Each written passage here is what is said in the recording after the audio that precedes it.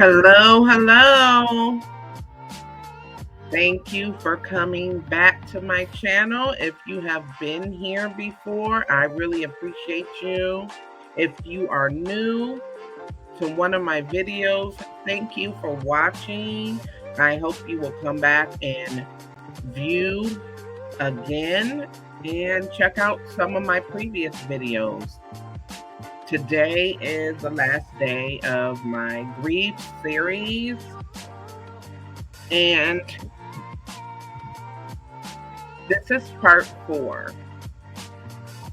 I will put some of the other 3 on the cards in this video. So if you haven't saw those, it'd be a good time to check them out because they kind of go hand in hand through the process. So it's part 4, and this is the part where we expound on healing, and we go into what life looks like moving forward. We previously touched on the upward turn, which was part 3, and that's the part when you kind of turn it around, find hope, find the acceptance of the loss that you have encountered, the loss of your loved one. In part 2, we went over different types of grief and what that looks like going through them. And in part 1, we went over, well, what is grief and the different stages of grief and what does that look like and the effects. So now we are on the last part of our journey, which in another time or day I might come back to this, but for now we did 4 parts, and this is going to be the last one where we are focused on peace, healing, and living life again after the upward turn and the acceptance. So that is where we are. If you've been here previously and saw one of the other videos, you know that I am a grieving mother. I lost my son November 2024, and this is why I felt compelled to do this, because while I am going through my healing journey, I thought that maybe it would be useful to give information and share some of my experiences and others' experiences in the process of grieving. So I'm going to get into my points that I have for today, and we're just going to do a little brief overview, and then we're going to get into the meat. So recovering from grief and loss is a process that involves accepting your emotions and learning to live with the change. It can take time, and you should allow yourself to grieve in your own way. Know you have to take care of yourself, eat well, try to be healthy, exercise, go for walks, get enough sleep, avoid substances, talk to others if you need to. If you are really down and you need to seek professional help, then that's definitely something you can do. Join a support group. Honor the memory of the loved one.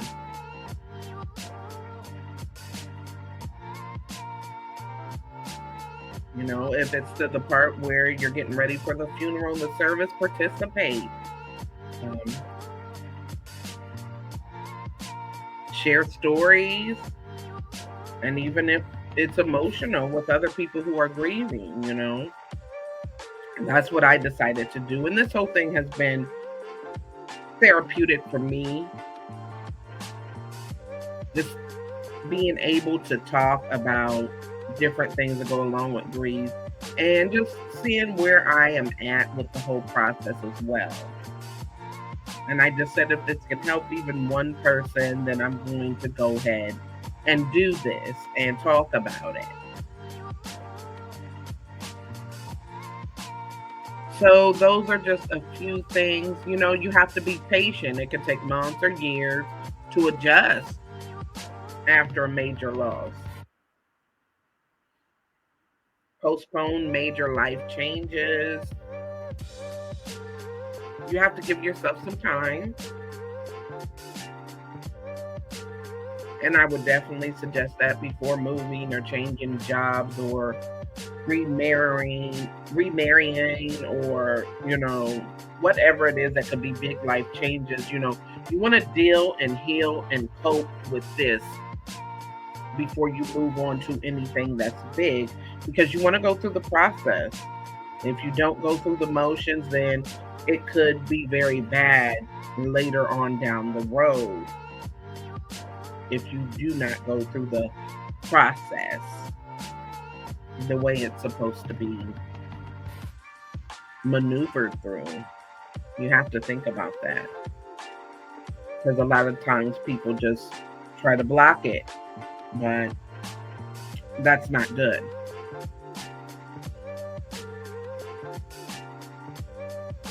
Also, if you're preparing for holidays and everything, like for me, I just had to go through Thanksgiving and Christmas, New Year without my son, and it wasn't easy for me at all. You know, I definitely had moments where I was just like, I don't want to do this. I don't feel like this, you know. But I look and I got through it, and I'm still getting through it, you know. I did have family come over, and I, you know, to help me get my mind off of things as well. So, as I said last week, we talked about the upward turn, and today is the healing after the upward turn. So, healing after the upward turn is where a person begins to exercise a sense of hope and gradual return to normalcy after experiencing a significant loss, allowing them to actively rebuild their life and integrate the loss into their identity while managing lingering pain and finding new meaning and purpose. So, key aspects of healing after the upward turn: gradual re-engagement with life, slowly returning to your hobbies, your social activities, and routines that were put on hold during the intense time of grief, while still respecting the need for self-care and boundaries. Because nobody is saying that poof and you're going to go right back to normal. That is not the way it works at all. I can tell you that, and for many other people I know that have gone through these type of things, and just from reading and doing my research and studying about grief, it just doesn't work like that. So the key here is gradually going back and starting to do things you used to do to start to get back to your normal routine. And as we talked about last week, that doesn't mean that you have forgotten about your loved one, or that the memories are not still there, you're not still cherishing the person in your heart. It just means that life is still lifing. Life is still lifing, so we can't just lay down and give up. We can't do that because we still have things to do.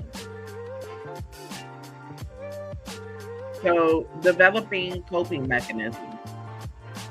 Find healthy ways to manage difficult emotions, such as mindfulness practices, journaling, exercise, or spending time in nature. Definitely talking to God. Um, and I want to go into the part about peace.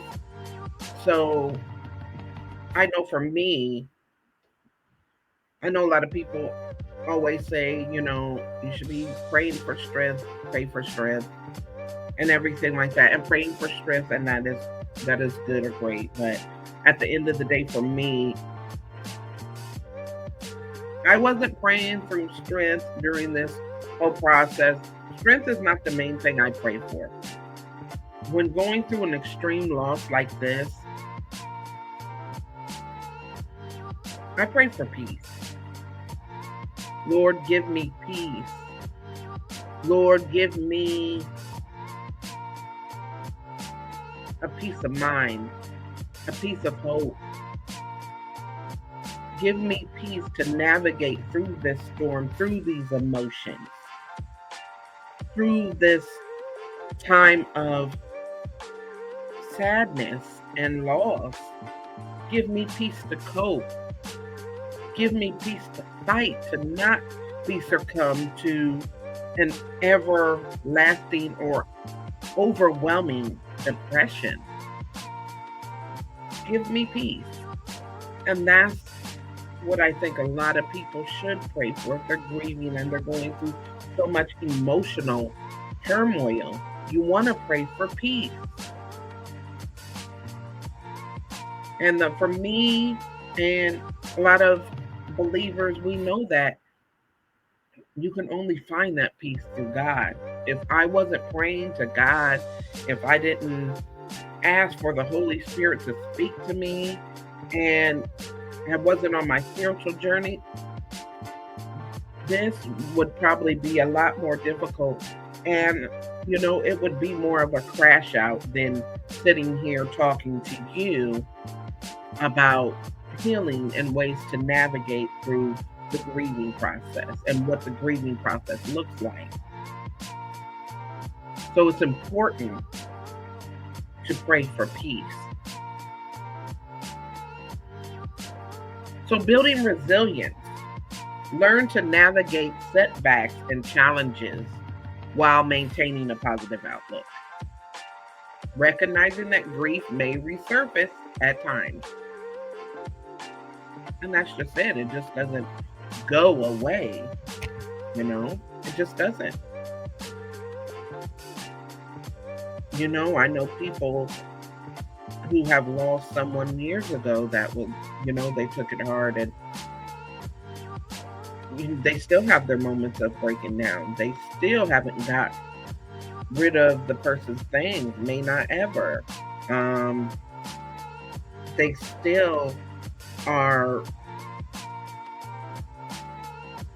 holding on. There's rooms that still are in the same order as they were 10 years ago of that loved one. It's different things. So, it all depends on the person. The different stages may be the same, but what that looks like to every person is different. And so building the resilience is also important. You have to navigate, I have my days, which has only been a few months for me. I have my days where I get emotional. I have things that reminds me.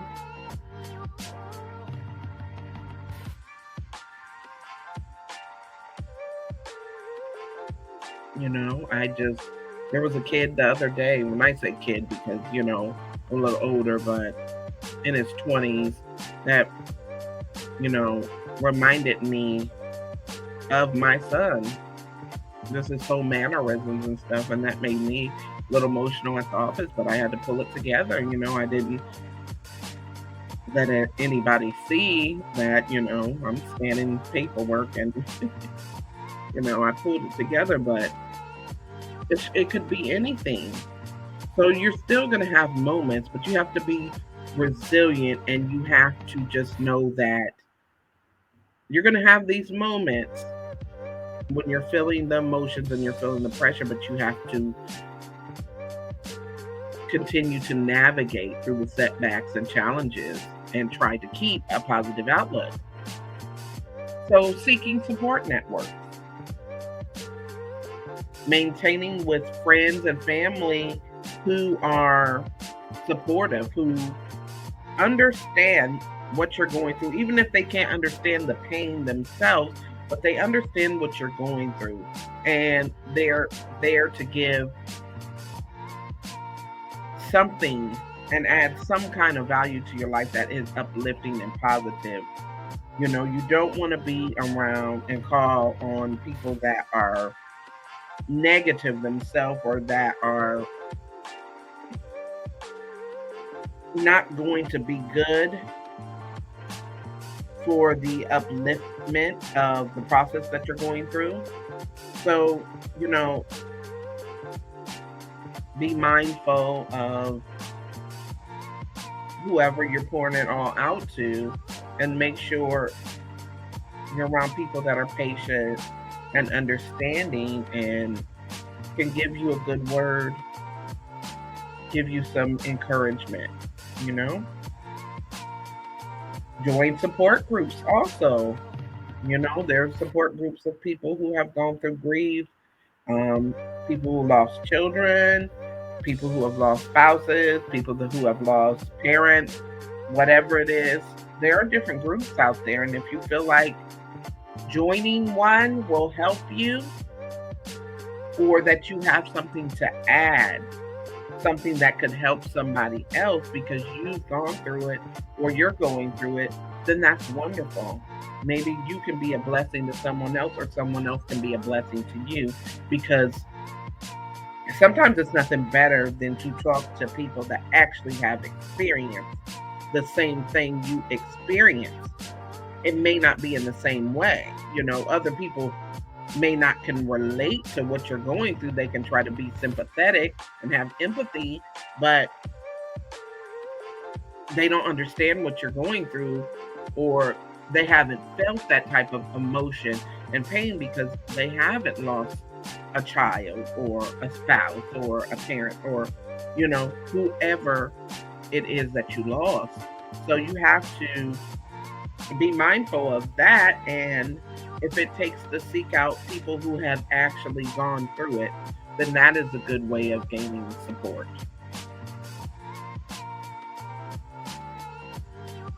Exploring personal growth, using the experience of loss as an opportunity for self-reflection,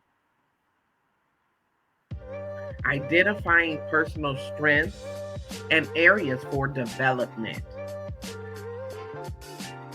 So, of course, I often think to myself, would my son want me to be down in the dumps? My son was a man of peace. He never had any drama.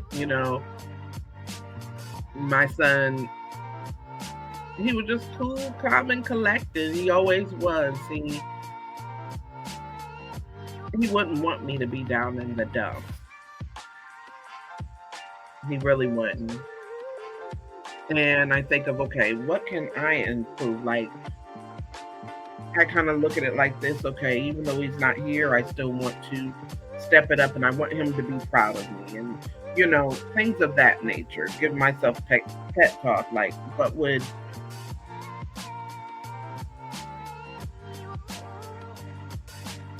he think of me sitting here crying, falling apart, and everything like that. He would want me to pick it up and get it back together.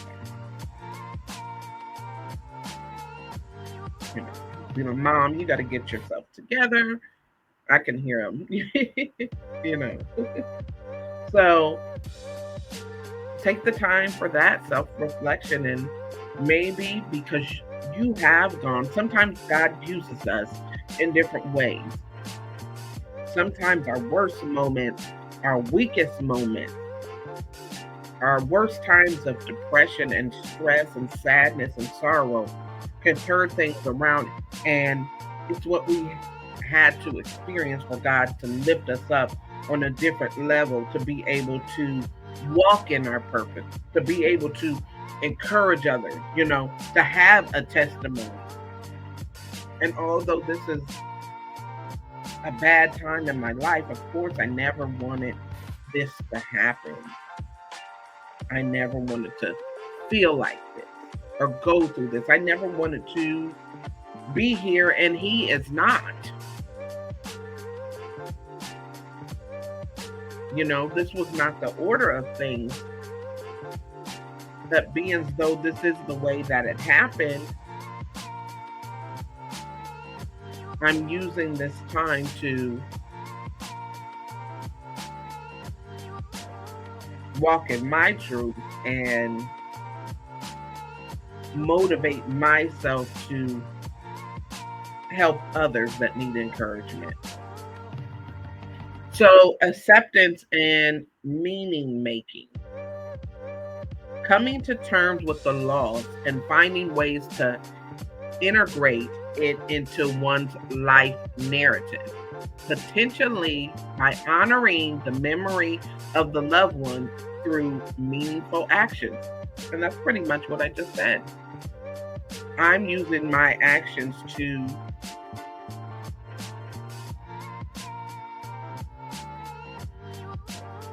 uplift other people, because I feel like, hey, my son would be proud of me.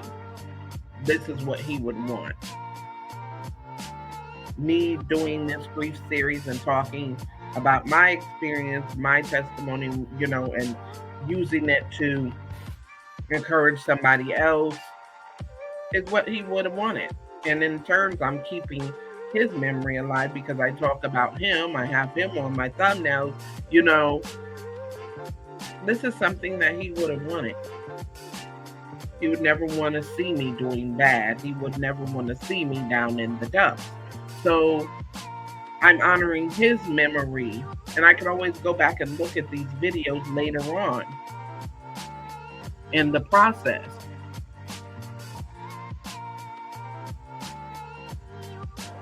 And things that we have to remember.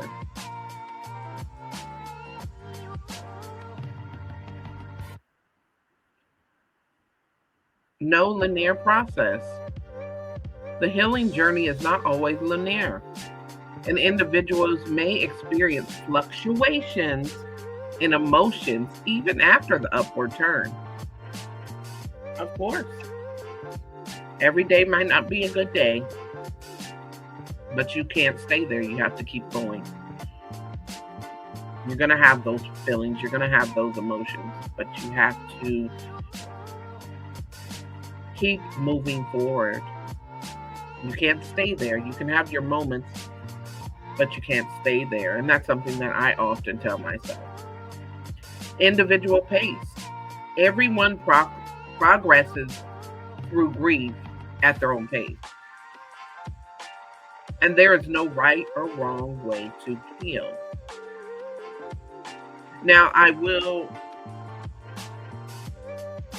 now that I'm looking at it, I will kind of say, I don't know if that statement's entirely true, because there is a wrong way to heal. Like, everybody's healing journey looks different, but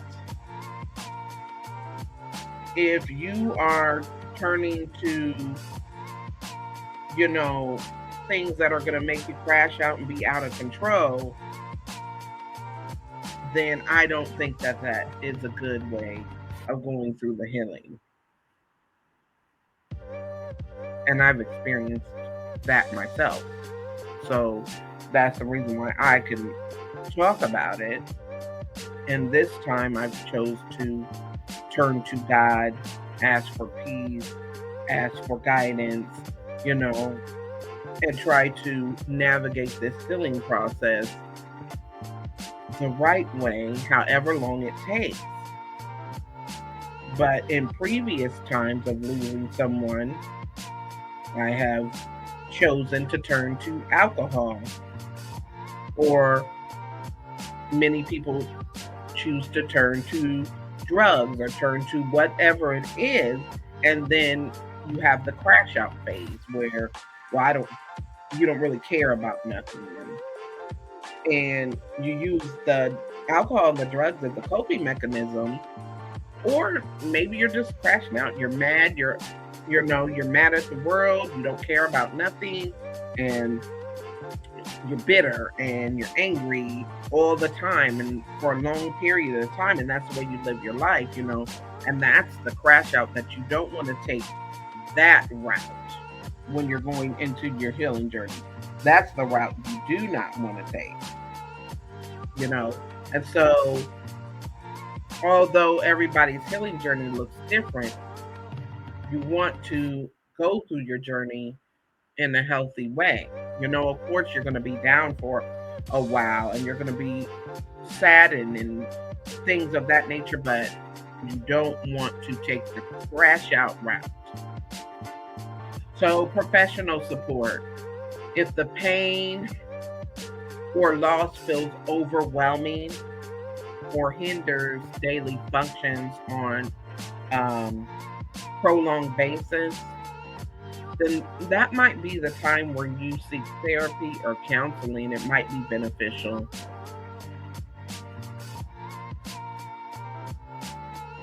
And definitely seek God. Seek God, I'll say, therapy or counseling if you feel like you're having a mental health issues behind it. You want to, at that point, seek some help. But, I feel like God is the ultimate help for whatever situation. And sometimes you have to pray for your sanity. And sometimes you have to pray for your peace. Because that's what I do. And I thank God for my peace, and whatever peace looks like to me, even if it's just a glimmer of hope and increasing faith, whatever peace looks like to you, because that could look different to many people.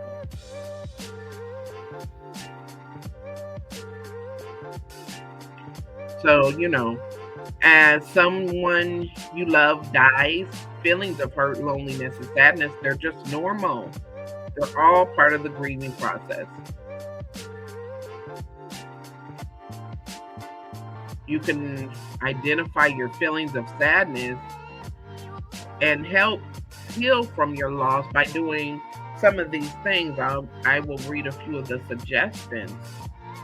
Think of something you want that is available and make plans to get it. These things are kind of getting your mind off of just all the sadness and trying to get you to go back into some life normalcy, normal living as you would have been before. So think of people that bring you happiness, talk to them, be involved with them, take walks, listen to your favorite music, sing, dance, do something creative, get involved in a craft or art project. Again, if it's music, if you write music, if you sing music, if you just like listening to your favorite songs, whatever it is, if you play an instrument, try to get back into it. Sometimes if you're feeling down in the dumps, take you a long bath, take you a long hot shower. Maybe you can pray, even if you need to cry and reflect in that way. I know I've done that many a time. Make a list of your strengths. Spend at least an hour concentrating fully on appreciating yourself, self-care, knowing your self-worth. That's all important. If you have pets, spend time with pets. If you have other children, spend time with your other children. Spend time with loved ones.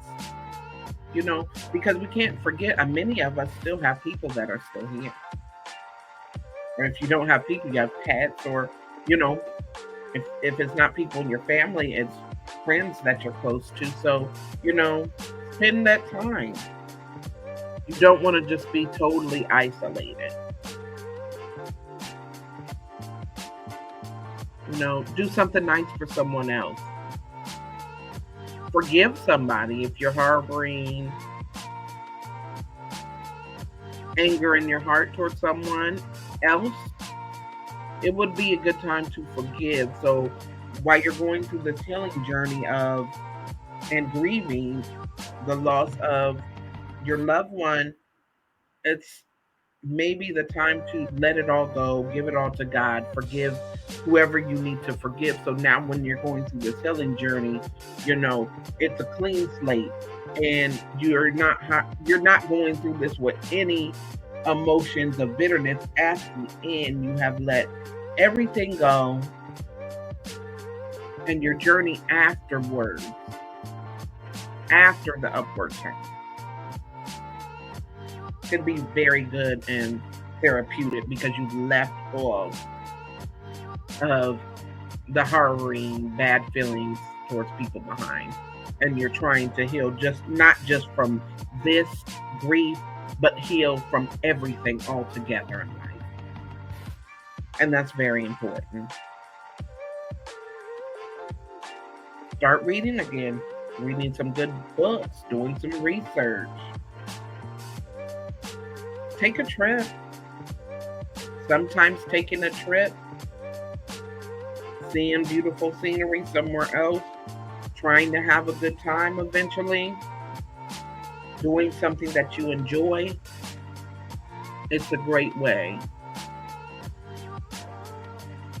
to navigate after the upward turn. Think about enjoyable ways of relaxing. Choose one and do it. Make an appointment for a massage. Do something that you have been putting off for a long time. Something you've always wanted to do. Well, now's the time. And like I said, I always think, okay, what would make that loved one proud of me? What would make that person proud of me? And what's going to make me proud of myself and help me navigate through this healing? Go for it. There's no better time than to revamp, start all over, do things you've been wanting to do that you didn't do. Find the courage to step out on faith and do those things now.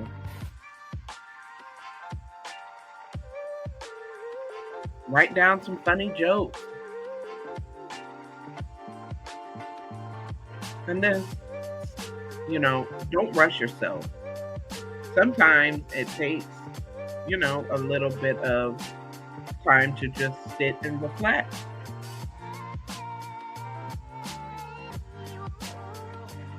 Make a list of things you're grateful for. Give something away. Donate something to charity. Or give something to someone, that you think would be inspiring. Inspiring others can help you to inspire yourself. Blessing others is a blessing for yourself also. If you feel guilty about something, make a list of the things you feel guilty about also. Consider where you can make amends. If you need to ask for forgiveness from somebody, do that. If you're not able to do that, make sure that you take it to the Lord in prayer and ask for forgiveness from the Lord. Start changing things around. Plan a surprise for someone. Walk in being kind, keep your humility, bless other people, be grateful, be thankful, increase faith.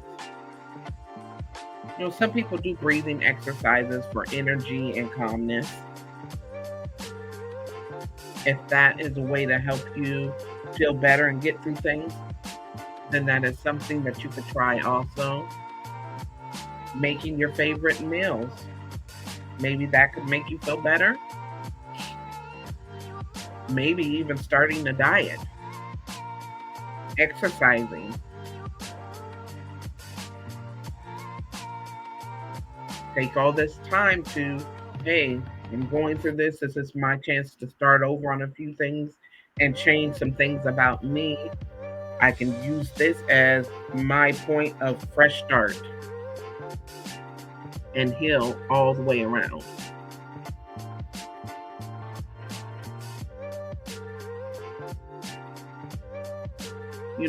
With vivid imagination, maybe you could try to think about or relive an experience in your life that made you feel extremely loved. Maybe you went to an amusement park at some point in your life, or maybe it was church, maybe it was an event. Maybe you could try to, nothing's going to be as it was, but maybe you could try to do those things again.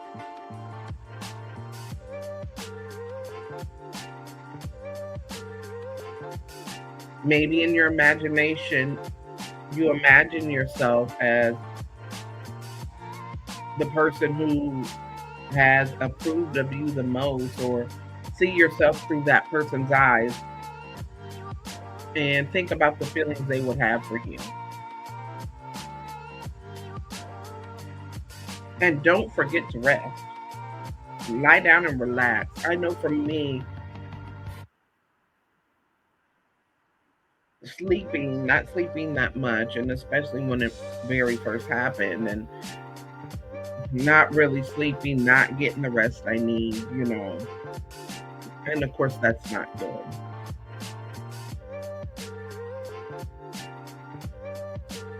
Feeling like there's something I should be doing. There's something I should be doing, especially going through the funeral process and this, and the third. It's just like, what can I be doing? What can I, like, my mind was going so much that I couldn't rest. But it's important to get rest, because if you don't get the rest you need, then you're tired all the way around, mentally and physically. So make sure you take the time to lie down and rest, close your eyes, try to get as much rest. Because, sometimes sadness becomes depression, and that's what we don't want. And of course, we might go through a bit of that depression, but we can't stay there. If it gets so bad, like I say, get professional help. If you feel like you can't prevent a crash out, get professional help. Go to therapy, call your doctor.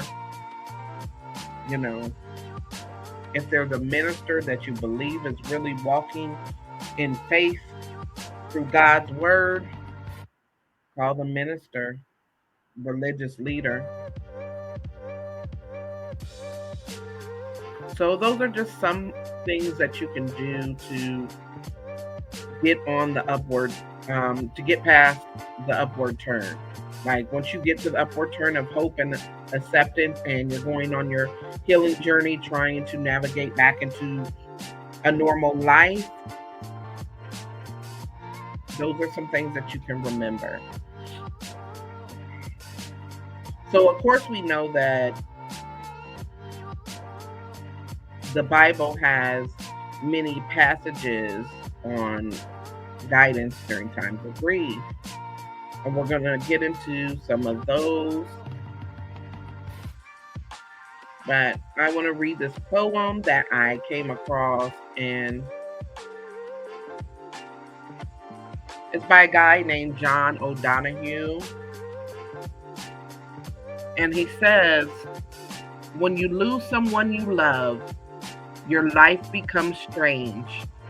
The ground beneath you becomes fragile. Your thoughts make your eyes unsure, and some dead echo drags your voice down. Where words have no confidence, your heart has grown heavy with loss.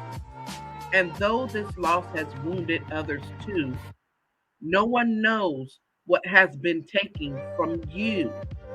When the silence of absence deepens, flickers of guilt kindle regret for all that was left unsaid or undone.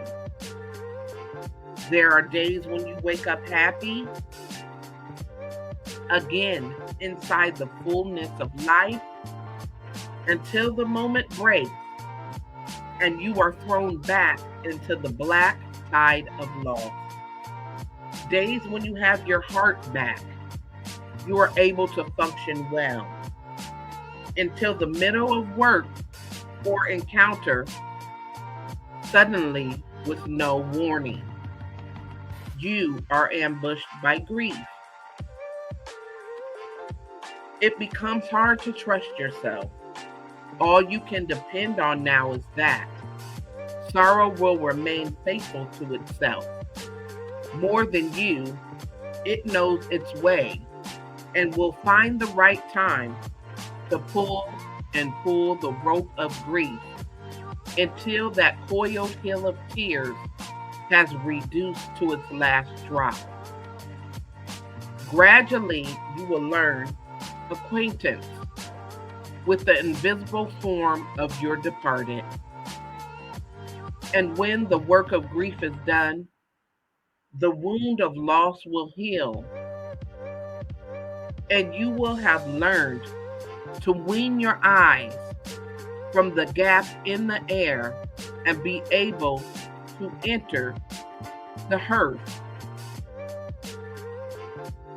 in your soul where your loved one has awaited your return all the time. And that was a good poem that I had came across about grief, and I wanted to share. So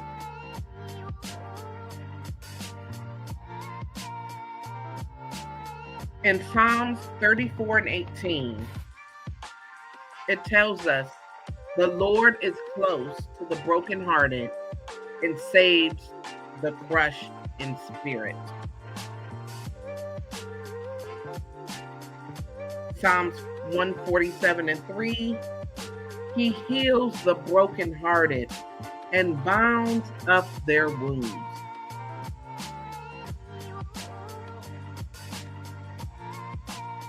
Matthew 5 and 4, blessed are those who mourn, for they will be comforted.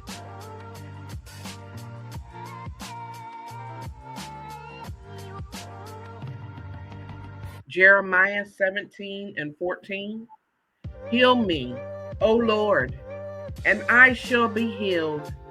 Save me, and I shall be saved, for you are my praise.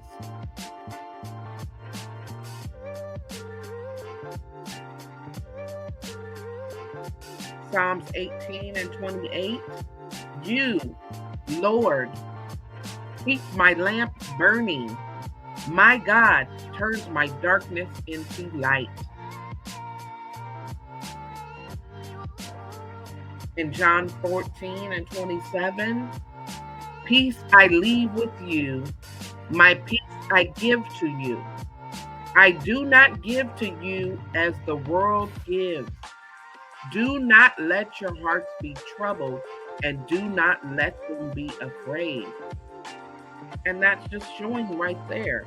The peace that you will get from God is different than any peace that you could get from anything else in the world. And that's the reason why I have turned to God for peace.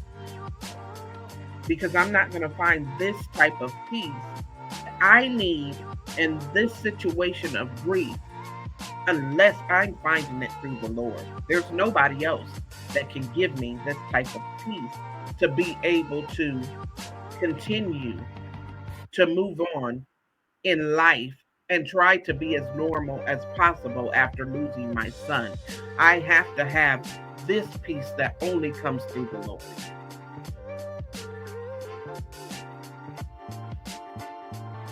So I'm praying for everyone's peace, everyone that's ever lost someone, everyone that's grieving right now, everybody who is going through the motions of the stages of grief, the different kind of griefs, the upward turn and trying to get to that place of healing. I am praying for peace.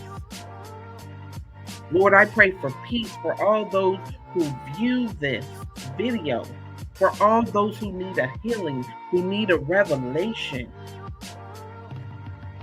who need to come to terms with acceptance in this time of loss and grief.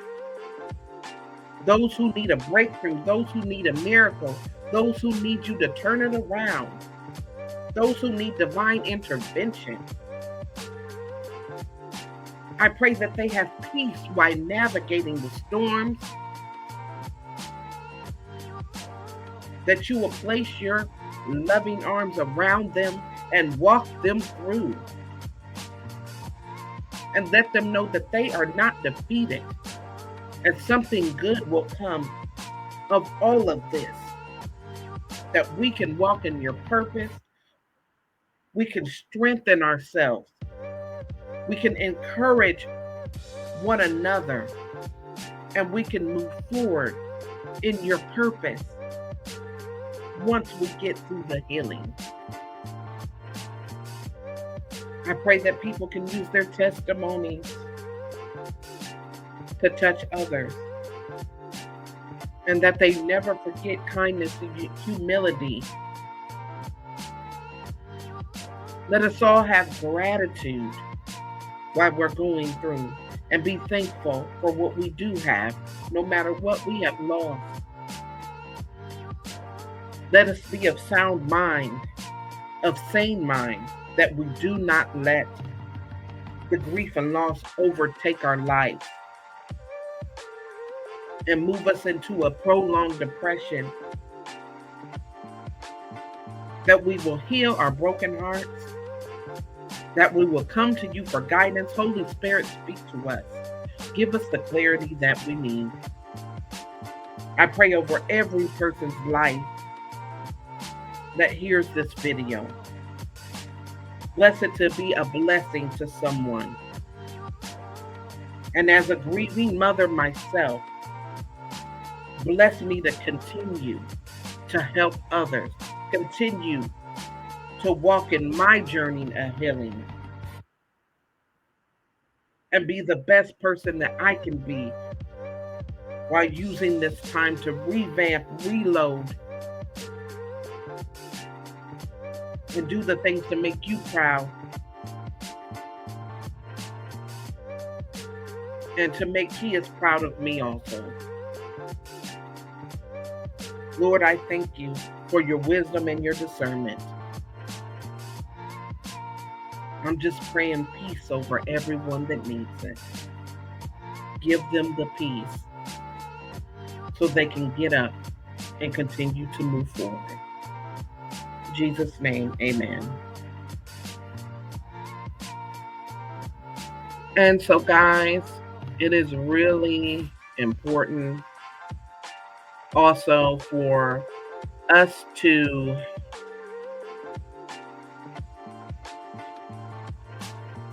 be a good friend, or if you're a family member of someone who is going through grief, it's important for you to be understanding. It's important for you to have patience, because you never know how people are navigating through this grieving process.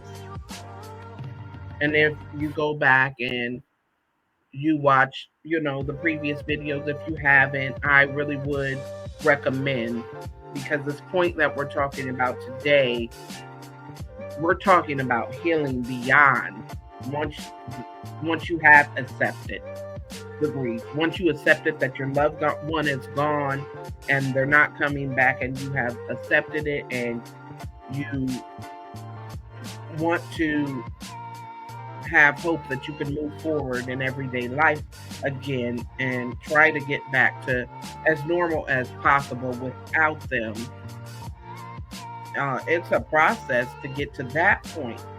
So if you are going through it, or you know somebody that is, and you want to understand, I would recommend watching the other 3 videos and seeing what the motions look like, what the stages are, and everything like that, because anger is a part of it also, disconnection, sadness and everything. So, please be patient with people that are going through grief and loss, and pray for them. If you love them, pray for them with good intentions.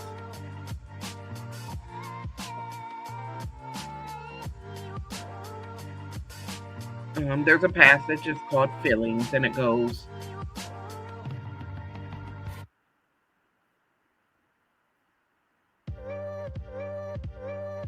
"No more your face to look upon, or your beautiful smile to see.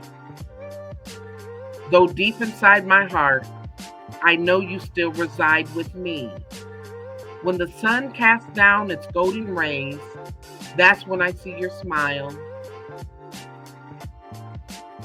Then raindrops fall, just like my tears, and my heart aches for a while. A rainbow in the sky appears with a beauty of its own, and on the breeze I hear your voice. It whispers, you're not alone." And I just think that's good, and that's just beautiful and wonderful. I am praying for everybody that has gone through grief, that is going through it. And I just hope these videos have been a blessing. If you would like to subscribe to my channel, if you haven't already, please subscribe. Even when I'm not doing videos on grief, I am doing videos on encouragement, peace, motivation, upliftment, doing the best that I can do, and trying to get better to uplift God's kingdom. This is a faith-based channel, but I do keep it real. I don't sugarcoat. I do not try to act like I'm holier than thou. We do and will. As I keep going, I'm going to start going live, and we're going to get into some different topics.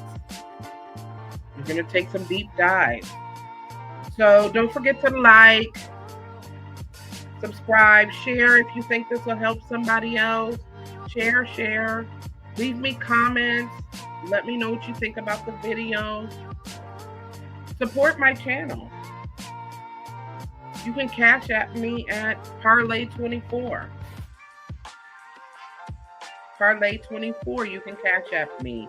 That's at the bottom of the screen. If you feel like you want to support my channel, which will help me to do more things for my channel and change the settings and more graphics and different things to make my channel better. More equipment and things of that nature. So if you'd like to support my channel, it's Parlay24. But in the meantime, keep on praying, keep on staying in faith. I love all of you, and I just thank you for your support. I thank you for watching. And as always, as we conclude this grief series, this is part 4. As always, God gives his hardest battles to his strongest soldiers. Fear nothing or no one but God.